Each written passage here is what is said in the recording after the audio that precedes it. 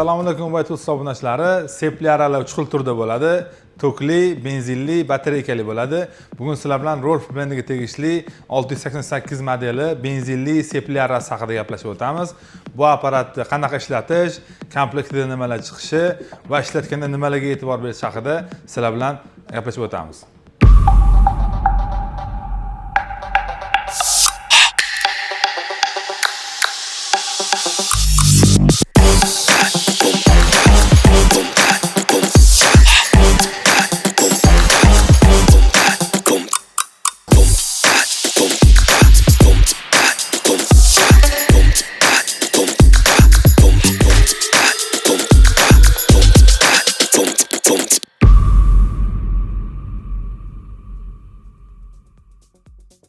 Kelinglar, sizlar bilan bu apparatimizni birma-bir ochib ko'rsatib beramiz, komplektlarini. Ko'rishingiz mumkin, bu apparatimizda eng qiziq joyi o'zining logotipi tushirilgan qog'ozlari ham chiqargan. Buning ichida komplektida hop, bu sepini zashtnigi, buni yig'gan holatingizda ichiga kirgizib qo'ysanglar, u yoqqa bu yoqqa olib borgan paytingizda sepi har xil joylarga ziyon bermasligiga yordam beradi. O'zining xarakteristikasi yozilgan dokumentda kitobchasi. Keyin komplektida o'zining ключlari, boltlari komplektda chiqyapti. O'zining ruchkasi, stop rejimini yoqadigani bu. Keyin ko'rishingiz mumkin, maxsus idishida o'zining original sepi chiqyapti. Va albatta benzin, moy quyish uchun o'zining idishi va o'zining varonkasi chiqyapti komplektida. Bu benzin quyadigan, benzinga moy aralashtiradiganimiz ko'rishingiz mumkin, o'zining maxsus nomerlar bilan, millilitrlar bilan belgilangan. Qancha moyga, qancha benzin qo'shishini ko'rsatib o'tgan.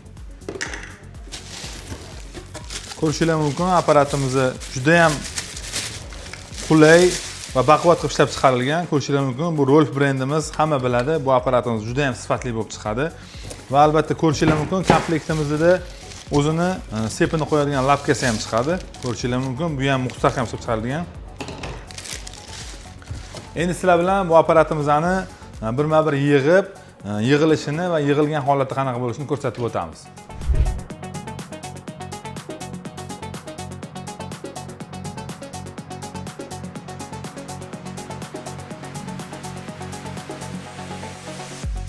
Ko'rishingiz mumkin, buni qotirayotgan narsamiz nima bo'lishini qiziq bo'lsa, agar sizlarga bu narsamizda buni qotirib qo'yganimizda, aralayotgan paytimizda arrani aralayotgan paytda taxtani o'ziga arra tortadi.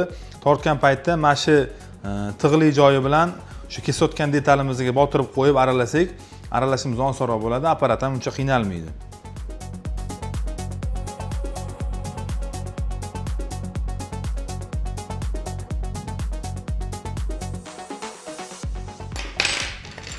Qotirib oldik. Keyin bunda eng qiziq joyi ko'rishingiz mumkin, komplektida o'zining zapas svechasi chiqadi. Bu ishlagan paytda noto'g'ri foydalansak yoki nagruska qilib yuborilsa, svechasi ketib qolishi mumkin. O'sha paytda svecha qidirib yurmaysizlar, o'zining komplektida svechasi chiqadi. Va keyin ishlatgan paytingizda seplar o'tmas bo'lib qolgan paytda o'zini chaqlaydigan egovlari ham bor komplektida. Sepini chaqlab, yana ham yaxshiroq aralashiga foyda beradi. Keyin ko'rishingiz mumkin, komplektning eng qiziq joyi bu benzin quyayotgan paytingizda o'zining setkali filtri bor ekan. Buni benzin ichida musorlar bo'lmasligini ta'minlaydigan o'zining komplektida filtrlari ham chiqadi.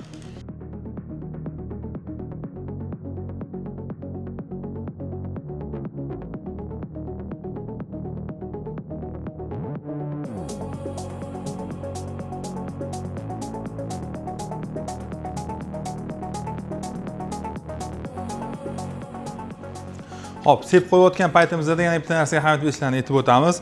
Ko'rishingiz mumkin, bu sepni joyiga joylashtirgandan keyin krishkasini qotirishidan oldin buni kichkina tilchasi bor. Bu tilchasi lapkadagi o'zining maxsus teshigiga tushishi kerak. Bo'lmasam tushmasa, buni sepini tortayotganda torta olmasliklarini olib keladi. Mana shu sepni teshigiga bu chuqchasi tushsa, agar sepni tortishligi osonroq bo'ladi.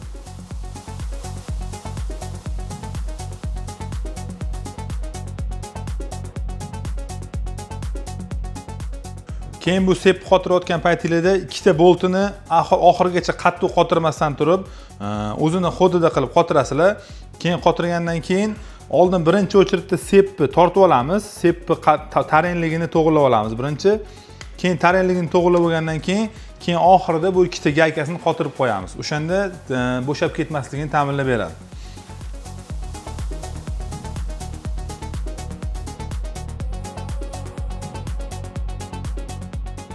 Keyin sepni qotirib bo'lgandan keyin sizlarga bitta tavsiya qilamiz.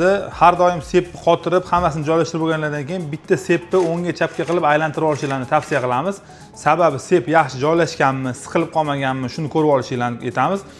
Bo'lmasam agar shunaqa tekshirib olmasanglar, buni ishlatib zavat qilib bosganinglarda sepi noto'g'ri joylashgan bo'lsa, bu sepini qayiltirib, sindirib yuborishiga olib kelishi mumkin. Ko'rganinglardek, apparatimizni yig'ilgan tayyor holat qanaqa bo'lishini yig'ib ko'rsatib berdik. Ko'rishingiz mumkin. Bu apparatimiz sifatli professional instrument bo'ladi. Bu apparatni ko'rishingiz mumkin. Sepi diametri 20 dyumli 38 sepli apparat hisoblanadi. Keyin bu seplarimizni iloji boricha qo'yib o'tganda ham ahamiyat bergan joylari uni ham aytib o'tamiz sizlarga. Keyin ko'rishingiz mumkin, bu apparatimizning xarakteristikasiga keladigan bo'lsak, 3000 vatlik bo'ladi. Bu apparatimiz 12,5 ming оборот hisoblanadi. Bu apparatimizning bakiga 550 mg benzin ketadi. Moy bachokiga esa 300 mg moy ketadi. Moyini nimaga qo'shadi deydigan bo'lsanglar, moy har doimgidek seplarida bo'ladigandek, moy alohida sepni moylash uchun bu yerga moy solinadi. Bu joyidan quyilgan sepingizni o'zi avtomatik ishlagan paytda sepni moylab turadi, qurib qolmasligi uchun. Keyin bu bakiga benzinga qo'shib, moy ham qo'shiladi. Moy qo'shgan paytingizda iloji boricha 1 litr benzinga 70-80 ml moy qo'shishni tavsiya qilamiz. Ko'pchiliklarimiz aytadi, benzinga 40 gram, 30 gram moy qo'shgin deyiladi. Unaqa kam qo'shmanglar. U kamlik qiladi. Unda nagruzka qilsanglar, ishlatgan paytingizda porshini tez qizib ketib, porshini siqib qolib, motor kuyishiga olib kelishi mumkin. Iloji boricha moy qo'shganingizda, apparatni ishlatgan paytingizda apparatdan tutun chiqish kerak bo'ladi. Bu joyida o'zini gulishtirlari ham bor, ko'rishingiz mumkin. Tutun chiqayotgan bo'lsa, bu apparatimizni qiynalmasdan ishlaydi. Benzindagi moy miqdori ko'proq bo'lsa, porshonlarni moylab apparatimiz uzoq xizmat qilishiga olib kelishi mumkin. Ko'rishingiz mumkin, bu apparatimizda bunaqa stop rejimi ham bor, ko'rishingiz mumkin. Iloji boricha stop rejimiga qo'yib ishlatmanglar, qo'yib qo'yinglar. Sababi bu bezopasniy rejim qilingan hisoblanadi. Buni stop rejimga qo'yib qo'ysangiz, zavat qilsangiz ham, gazni bossangiz ham gaz beradi, apparat ishlaydi, lekin sep aylanmaydi. Lekin tavsiya qilmaymiz bu rejimda. Sababi stop rejimda qo'yib turib ishlatgan paytingizda botidagi shestronkalari, mexanizmlari siqilib, ko'proq qizishiga olib kelishi mumkin. Iloji boricha doimiy stop rejimdan chiqqan holatda turishni tavsiya qilamiz. Keyin ko'rishingiz mumkin, bu apparatimizning o'zini podsoslari, включательlari benzin haydaydigan benzin nasos deydimi, shunaqa narsalari bor, ko'rishingiz mumkin. Endi sizlarga bu apparatimizning iloji boricha qanaqa to'g'ri zavat qilish haqida ma'lumot berib o'tamiz. Ko'rishingiz mumkin, bu apparatimizni qo'lga oldik. Apparatimizning o'zining включатели bor. Ko'rib turibsizlarki, o'zining yoqiq holatda turibdi. Buni yoqasizlar, benzinga 70-80 gram moy qo'shasizlar va benzin quyasizlar.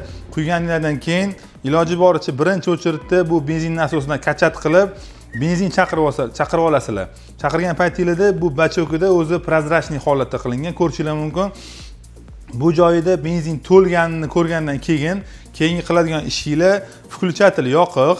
Bu kruchogini, bu podsos deyiladi. Podsosni iloji boricha tortib qo'yasizlar. Tortgandan keyingi holatda keyingi qiladigan ishinglar включатель yoqiq, benzin kachat qilingan, podsos tortilgan, keyin ketma-ket trosni tortishni boshlaysizlar. Tros tortgan paytingizda 1, 2, 3 marta tortganingizda o'zi motor bitta ishlab o'chib qoladi. Shu holatgacha qilasizlar. 2 marta uzoq o'chmoqda shunaqa bo'ladi.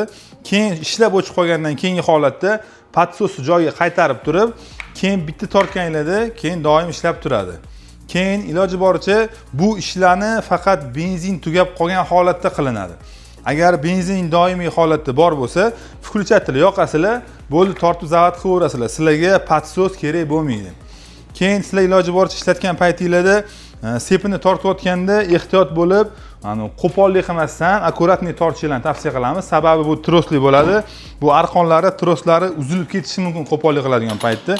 Chunki bu hozir bu apparatimiz professionalli chiqqan, bunaqa kuch bilan tortish shart emas. O'zi yengilgina tortganlarning o'zida zavat bo'ladi bu apparatimiz. Keyin bu apparatni zavat qildinglar. Bu apparat yengil sotib olgandan keyin, hozir ko'rsatganimizdek zavat qilib bo'lganlardan keyin birinchi o'chiritda sizlarga tavsiya qiladiganimiz buni apkatkadan chiqarishingiz to'g'ri keladi. Apparatga benzin to'ldirib, zavat qilib, buni 1 soat, uzog'i 2 soat iloji boricha zavat qilib, prosta holatda qo'yib qo'yishinglarni tavsiya qilamiz. qo'yganda ham iloji boricha yerga emas, nimagadir osib qo'yishinglarni tavsiya qilamiz. Sababi yerga turgan paytda apparat qaltirab, apparatga ziyon berishi mumkin. Apparatdan chiqargan paytingizda bo'ldi, apparatdan chiqarib bo'ldinglar, keyin ishlatayotgan paytingizda iloji boricha kesgan paytingizda gazni bosganinglar sari оборот balandlaydi. O'zini kesish me'yorichalik gazni bosishinglarni tavsiya qilamiz. Ko'pchilik holatlarda gazni oxirigacha bosib, qo'pollik qilib ishlatishadi. Bunda juda ham gazni ko'p bosib ishlatilgan paytda porsionlari kuyib ketishi mumkin va zavat bo'lmay qolish ehtimoliga olib kelishi mumkin. Ko'rdinglar, qo'limizdan kelgancha sizlarga foydali tavsiya berdik. Buni qanaqa ishlatish haqida iloji boricha sizlarga maslahat beramiz.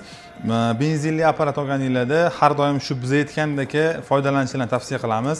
Shunaqa ishlatsanglar, bu apparatinglar uzoq xizmat qilib beradi va sizlarning ish jarayonida hadeb zavat bo'lmay qolib, o'chib qolib, buzilib qolmasligiga olib kelishi mumkin. Tavsiyalarimizga amal qilishinglarni xohlaymiz. Videolarimiz sizlarga yoqqan bo'lsa, videoga like bosing, izoh fikrlaringiz bo'lsa, kommentariyga yozib qoldiringlar. Bizani Ubaytools YouTube kanallarida yoki boshqa ijtimoiy tarmoqlarda kuzatib borishingizni so'raymiz. Sizlarga shunaqa professional instrumentlar kerak bo'ladigan bo'lsa, ubaytools.com saytida yoki Ubaytools mobil ilovasida xarid qilishingiz mumkin. Sog' bo'linglar, salomat bo'linglar.